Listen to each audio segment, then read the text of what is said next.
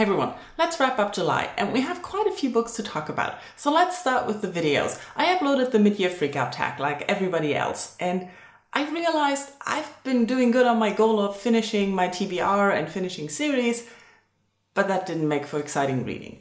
I like the books I read, but my reading year has not been a wow year. But that's okay. I'm progressing on my TBR and series goals, and that's something to compliment myself on. Yes, fishing for compliments here. The second non-review video I uploaded was a discussion about reading versus listening to classics, and I loved reading your comments and talking to you about this. A lot of you agreed with me that if you want to access a classic by audio, you don't really go for it for studying purposes. And I really enjoyed how a lot of you mentioned that the narrator really makes a difference, and I agree. A good narrator can make a book great, but a bad narrator can just ruin it. And loved the discussion. Thank you so much. And I of course also uploaded a letter to July where I told you about new job opportunities. Yay! So I kind of got promoted or something. It's not really a promotion, it's a different job position in the same department with much more responsibilities, more hours and more money. And yeah, I didn't like the side hustle anymore, and then I wanted to quit, and my boss asked, do you want to have this position the next day? And I was like, this is way too weird to say no to. So working full-time again. Let you know more next month when I've actually started. On to the books, and let's start with the ones that I didn't put up separate reviews for. One is It's Absolutely Fine by Ruby Elliott. This is her talking about her experience with mental health, mostly through drawings. I really enjoyed reading this, not only because it was a fast read, but also it gave you a lot of relatable moments, a lot of moments to understand what people go through with certain difficulties and problems. And also, sometimes I felt happy that I didn't have to deal with that issue. That is mean of me, but I got that feeling. An ebook novella I read was Mapping the Interior, and I admit I totally don't know what this was about. It was a Native American story. I thought it was a ghost story, and something was like your ancestors teaching you something, but I think it was supposed to be scary, but I totally didn't get it.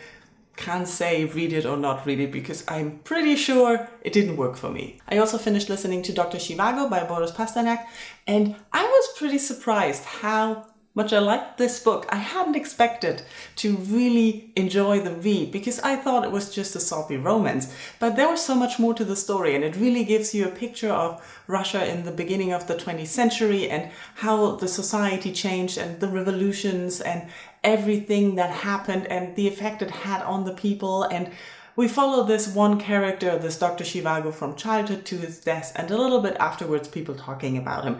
And it is super interesting, and the different styles it's written in, I don't know if audio is the best way to get to it because it is confusing with all the perspectives and the many people that the book talks about. But on the other hand, it might have been a little bit dragging with all the dialogue and changes in style to read it. So I don't know. I think I'm glad I listened to it on audio. If I reread it, maybe I'll pick up the book, but I'm not sure if I'm going to reread it. For the rest of the books, I also uploaded full videos. One is the second one in the Starflight series, Starfall. I didn't really enjoy Starfall as much as I enjoyed Starflight. It's a duology and it's the same crew. It's set in space. The first book gave me the feels of Firefly, fun, space pirates, a little bit of a romance, and yeah, I like that. This has a trope I don't like the love triangle. We all know how much I hate love triangles. The story is a lot more political and a lot less fun, but in the end, it turned out to be okay.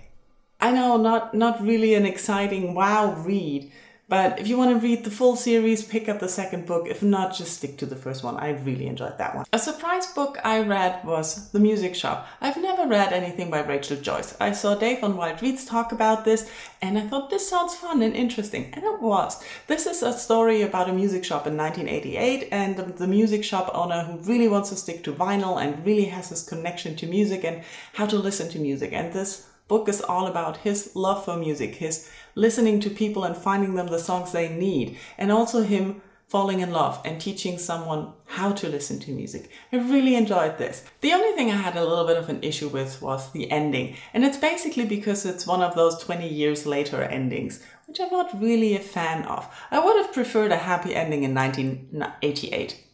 Of course a happy ending. You know me, I want happy endings in books.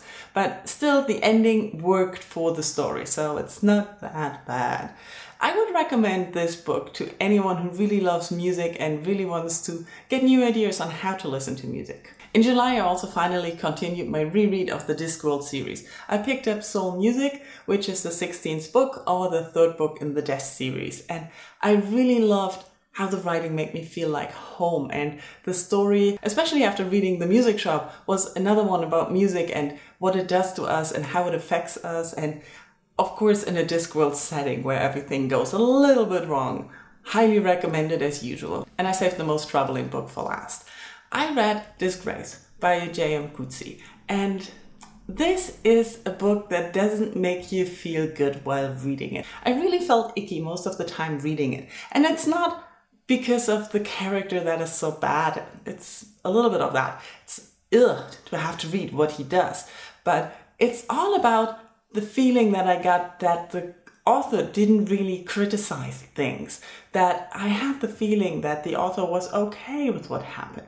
And I didn't see the characters progress or improve or learn anything from the things that happened to them.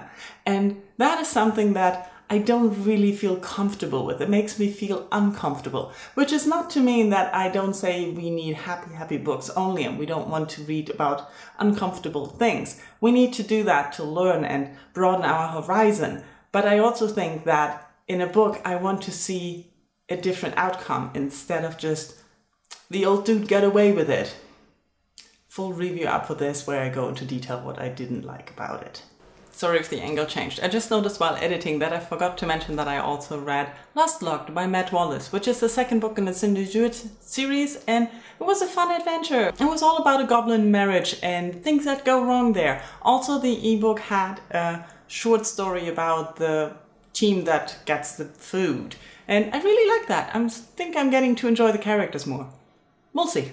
Okay, July was exciting. I had quite a good month. We've had a heat wave going on here, so it's been 30+ degrees every day and every night and all the time. And yeah, I kind of enjoy it, but it's getting exhausting. But hey, it's better than snow, right? So let me know in comments how your July went. How's the weather where you are? Are you affected by the heat wave as well? Do you enjoy it? Do you hate it? Most people hate it. And yeah, let's just talk about July in comments. Thank you all for watching. Bye bye.